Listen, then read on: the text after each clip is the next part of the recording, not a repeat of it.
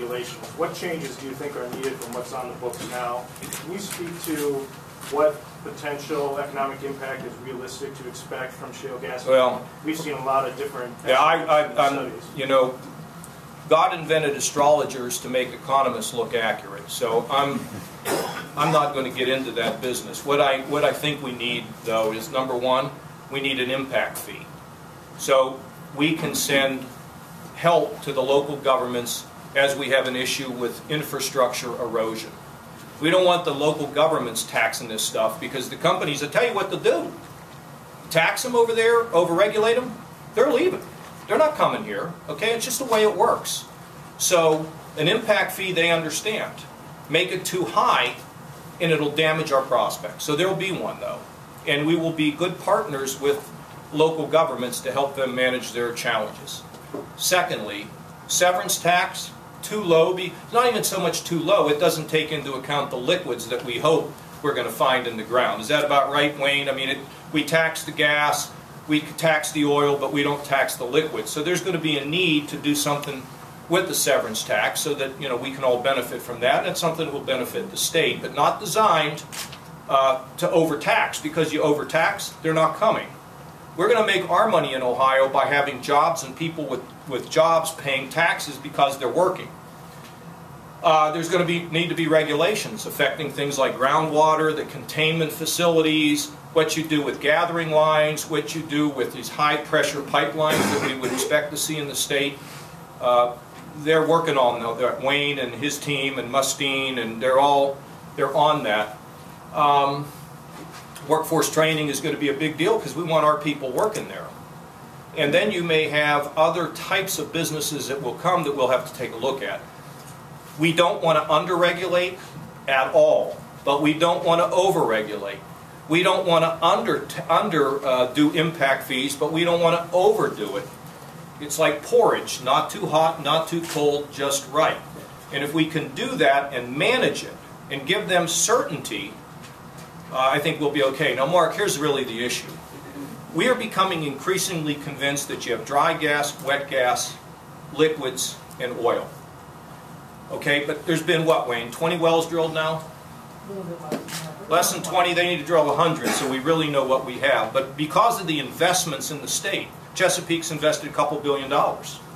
Because of the investment, they're voting with their pocketbook, even though mum's the word when they try to tell us what data they're finding.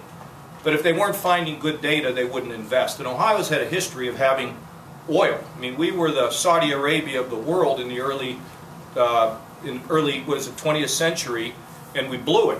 So we don't want to do it again. Here's the issue. Natural gas prices are getting very low, so the ability to recoup your investment is diminished. If you don't make money, you're not going to drill. That's the way it works. Secondly, it is difficult to get that out of the ground. So it's a technology issue and a market issue. But I am increasingly comfortable with the fact that the deposits are there. But getting it out of the ground is something that you need to be a mining engineer to understand. You need seismic measurements, you need everything to figure that out. So if I were to put a number out there, I'd be doing a disservice to the people. Look, there's a lot of Ohio that's affected by this. Let's just not build false hopes. It's like unmanned vehicles and wanting the FAA to grant us an ability to fly these unmanned vehicles in greater numbers down at Wright-Patterson. Waiting on the federal government to come to our rescue is like waiting on Godot. But we're going to do everything we can to push this. Wright-Patterson's excited about it, but let's just not get too carried away. I'm going to talk about what I think we've got, not so much about what we might have, because people have been disappointed too often. So let's have a pleasant surprise rather than a bad surprise down the road. But we are optimistic and we are on it every single day.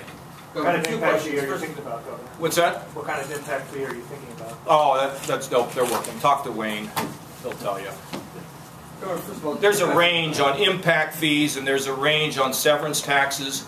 And what I've told the companies that we will be, you know, on the low end of the range. I don't want to get up here because you don't want to spook them, move them, you know, drive them out of the state. It would be just crazy. And we have to be concerned about the environmental issues. That's why I take every ugly story and I send it to Zeringer, Nally, Mustine, and Wayne. Explain it to me. Fix it. No mistakes. Here's the other thing.